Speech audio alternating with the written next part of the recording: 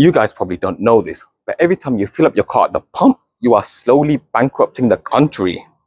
The market price of petrol and diesel has essentially doubled since the war. But most of us haven't realized. Why? Because most of us are driving petrol cars and we're still paying $1.99 at the pump because of the subsidy. You know who definitely has realized? Anyone that uses diesel. Now you might be thinking, okay, Jer, them guys are rich with big Range Rovers and whatnot. But do you know who else relies on diesel? The farmer that needs to harvest the crops, the lorry driver that needs to transport their food from the farms to the supermarket shelves.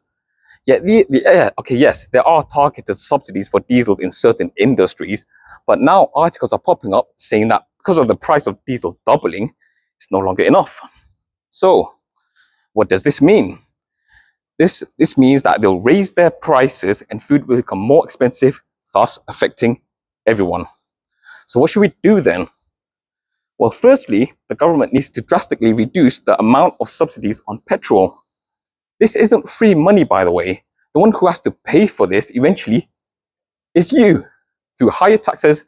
And is that fair for those of you who take public transport?